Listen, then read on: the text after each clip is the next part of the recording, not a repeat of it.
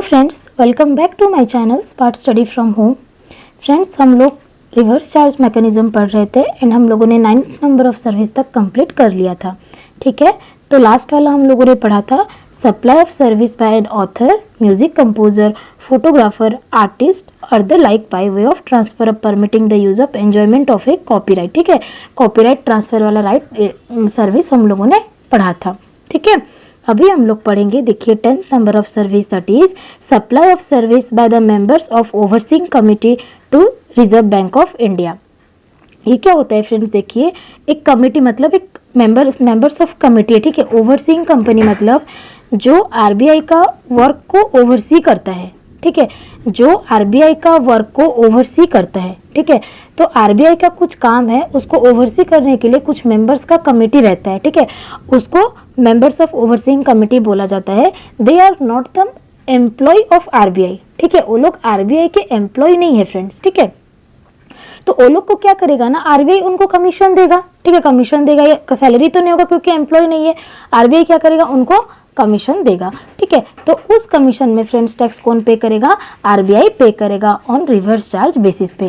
ठीक है, तो यहाँ पे बेसिकली वही चीज बोला गया है कि supply of service by the members of overseeing committee to Reserve Bank of India. ठीक है, सर्विस प्रोवाइडर कौन है friends? Members of overseeing committee. ठीक है, एंड रिसीवर कौन है? RBI, Reserve Bank of India आपका रिसीवर है। ठीक है, अभी देखिए नेक्स्ट सर्विस है service supplied by individual, service supplied by individual direct selling agent other than a body corporate partnership और एलएलपी फर्म टू बैंक और नॉन बैंकिंग फाइनेंशियल कंपनी। ठीक है, कौन सप्लाई कर रहा है फ्रेंड्स? Direct selling agent. ठीक है, डायरेक्ट सेलिंग एजेंट किसको सर्विस दे रहा है? बैंकिंग कंपनी को, एनबीएफसी को लोग। ठीक है, जो कि टैक्सेबल टेरिटरी में है। मेन इंपॉर्टेंट चीज है टैक्सेबल टेरिटरी। जो बैंकिंग कंपनी या फिर एनबीएफसी टैक्सेबल टेरिटरी में है, ठीक है, उनको सर्विस कौन दे रहा है? Individual direct selling agent. जो डायरेक्ट सेलिंग एजेंट है ना फ्रेंड्स, जो डायरेक्ट सेलिंग एजेंट है वो इंडिविजुअल होना चाहिए। ठीक है, वो कोई बॉडी कॉर्पोरेट फार्म या फिर एलएलपी नहीं होना चाहिए। ठीक है, उस केस पे बैंक उनको जो पेमेंट करेगा, ठीक है, उस पे टैक्स कौन देगा? बैंक देगा। इतना तो आपको समझ में आ ही गया होगा कि आरसीएम पे टैक्स कौन दे रहा है। ठीक है, नॉर्मल में सर्विस प्रोवाइडर या फिर गुड्स सप्लायर देता है। आरसीएम में जो रिसीव करता है वो टैक्स पे करता है। ठीक है, फिर देखिए, लेकिन अगर आपका डायरेक्ट सेलिंग एजेंट इंडिविजुअल नहीं हुआ and body corporate LLP partnership firm है, तब अगर partnership firm individual body corporate है, ठीक है, इंडिविजुअल को छोड़ के अगर इंडिविजुअल को छोड़ के partnership firm body corporate LLP है, ठीक है, partnership firm body corporate LLP है, तो वो एग्जिबिशन नहीं है फ्रेंड्स, वहां पे एफसीएम लगेगा। ठीक है, तो वहां पे जो प्रोवाइडर है वो कलेक्ट करेगा एंड वो टैक्स पे करेगा। ठीक है, क्लियर है? आगे देखो, लेकिन अगर ये रजिस्टर नहीं हुआ तब, ठीक है, अगर इंडिविजुअल है, ठीक है, और वो सर्विस दे रहा है बैंकिंग कंपनी को, एनबीएफसी को, जो लोग टैक्सेबल टेरिटरी में है, ठीक है, तो वहां पे आरसीएम लग रहा है, ये चीज क्लियर है। ठीक है, अगर इंडिविजुअल को छोड़ के कोई और है एंड वो और कौन है? बॉडी कॉर्पोरेट है, पार्टनरशिप फर्म है, एलएलपी है। बॉडी कॉर्पोरेट है, पार्टनरशिप फर्म है, एलएलपी है। ठीक है, तो वहां पे एफसीएम पे लगेगा, ये भी क्लियर है। लेकिन एफसीएम पे लगने के लिए उसको रजिस्टर्ड ऑलरेडी होना पड़ेगा, उसको कंपलसरी रजिस्ट्रेशन नहीं है यहाँ पे। ठीक है, अगर वो रजिस्टर्ड है तो एफसीएम पे देगा, अगर रजिस्टर्ड नहीं है तो फिर वो नहीं देगा।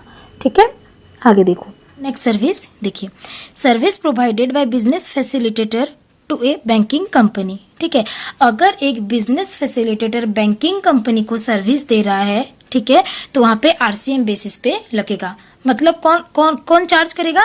बैंकिंग कंपनी पे करेगा क्योंकि वो रिसीवर है। ठीक है, प्रोवाइडर कौन है? Business facilitator. ठीक है, रिसीवर कौन है? बैंकिंग कंपनी, तो बैंकिंग कंपनी को देना पड़ेगा। ठीक है, सर्विस नेक्स्ट वाला है service provided by an agent of business correspondent to business correspondent. ठीक है, अगर बिजनेस कॉरेस्पॉन्डेंट का एजेंट अगर कोई अपॉइंट करता है और अगर एजेंट उसको सर्विस देता है तो वहां पे आरसीएम है। मतलब अगर बिजनेस कॉरेस्पॉन्डेंट बैंकिंग कंपनी को दे रहा है तो वहां पे आरसीएम नहीं है। ठीक है, बिजनेस कॉरेस्पॉन्डेंट अगर एजेंट अपॉइंट किया है एंड एजेंट अगर बिजनेस कॉरेस्पॉन्डेंट को दे रहा है तो वहां पे आरसीएम है। ठीक है, तो वहां पे बिजनेस कॉरेस्पॉन्डेंट को टैक्स पे करना पड़ेगा। मतलब अगर रिवर्स केस हो जाएगा तो एफसीएम लगेगा। देखो मैं आपको कॉपी से पढ़ा रही हूँ। देखिए फ्रेंड्स, हमारा जो बुक है ना वो ये दो केस का बात कर रहा है, ठीक है। This is the first case, ठीक है, and this is the second case. ये दोनों आरसीएम का बात कर रहा है, ठीक है। पहला वाला क्या बोले, देखो एक बैंक क्या होता है, एक होता है बिजनेस कॉरेस्पॉन्डेंस, एक होता है बिजनेस फैसिलिटेटर, ठीक है। बैंक का बिजनेस कॉरेस्पॉन्डेंस को अपॉइंट किया, ठीक है। अगर ये बिजनेस कॉरेस्पॉन्डेंस 13 नंबर वाला सर्विस है, अगर ये बिजनेस कॉरेस्पॉन्डेंस एक एजेंट अपॉइंट करता है एंड ये एजेंट इसको सर्विस देता है तो यहाँ पे आरसीएम है, लेकिन यहाँ पे इस केस पे आ जाएगा एफसीएम। लेकिन अगर एक बैंक बिजनेस फैसिलिटेटर अपॉइंट करता है, ठीक है, और ये बिजनेस फैसिलिटेटर अगर एजेंट है तो ये 12 नंबर वाला सर्विस है और यहाँ पे आरसीएम है तो यहाँ पे एफसीएम, ठीक है। अगर डायग्राम में बताऊं तो बहुत इजी है, पढ़ोगे तो हार्ड लगेगा, ठीक है। बिजनेस कॉरेस्पॉन्डेंस के केस में क्या है, एजेंट वाला सर्विस पे आरसीएम लगेगा। बिजनेस फैसिलिटेटर पे क्या लगेगा, बिजनेस फैसिलिटेटर बैंक यहाँ पे आरसीएम पे चार्ज करेगा, ठीक है। तो इसको आरसीएम पे देना पड़ेगा, ठीक है। तो अगर देखोगे फ्रेंड्स तो देखो इसको ना दोनों तरफ से लग गया, ठीक है।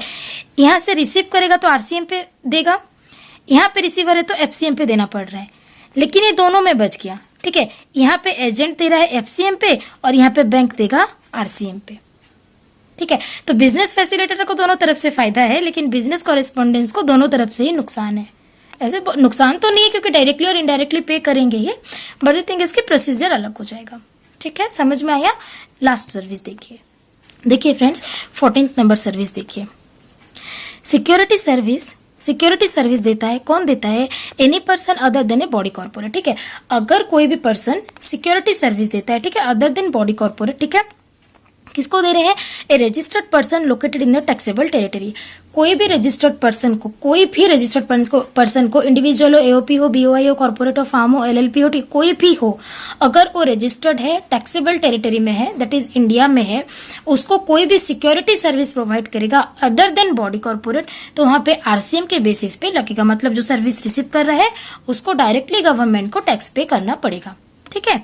देखो service provided by way of supply of security personal, ठीक है, provided to a registered person. However, nothing contained in this entry shall applies to, किसको अप्लाई नहीं है, देखो फ्रेंड्स, डिपार्टमेंट और establishment of the central government, state government, union territory, ठीक है। Central government, state government, union territory को applicable नहीं है, ठीक है। Central government, state government, union territory को एप्लीकेबल नहीं है, लोकल अथॉरिटी को एप्लीकेबल नहीं है, government agencies which has taken registration under the CGST Act only for the purpose of deducting tax under section 51 of the said Act and not for making taxable supply। ये पहले भी था कि जो लोग टैक्स डिडक्शन करने के लिए 51 में जो 3 जन टैक्स डिडक्शन के लिए ओनली रजिस्ट्रेशन लिए हैं उनको यहाँ पे इंक्लूड नहीं किया गया है, ठीक है। And A registered person paying tax under composition scheme, 4 जन को एक्सक्लूड कर दिया friends, central government, state government, union territory, ठीक है, जो पर्सन डिडक्ट कर रहे हैं टीडीएस और उसी के लिए सिर्फ रजिस्ट्रेशन लिए हुए हैं, ठीक है, एंड जो कंपोजिशन स्कीम में रजिस्टर्ड है, ठीक है, ठीक है। दैट मीन्स अगर ये सर्विसेज देने वाले को अगर कौन है, सेंट्रल गवर्नमेंट है, स्टेट गवर्नमेंट है, ठीक है, यूनियन टेरिटरी है, लोकल अथॉरिटी है या फिर गवर्नमेंटल एजेंसीज है, ठीक है, तो उस केस पे ये आरसीएम एप्लीकेबल नहीं होगा, ठीक है, क्लियर है। तो यहाँ पे आप लोग का नोटिफाइड सर्विसेज कंप्लीट होता है फ्रेंड्स, आप लोग देखिए, ठीक है, नोटिफाइड सर्विसेज कंप्लीट होता है एंड इसके बाद आप लोग का स्टार्ट होगा कंपोजिशन स्कीम, ठीक है, जीटीए वाला सर्विस आ गया ये, ठीक है। इसके बाद स्टार्ट होगा आप लोग का कंपोजिशन स्कीम जो कि हम लोग ऑलरेडी कवर कर चुके हैं, ठीक है।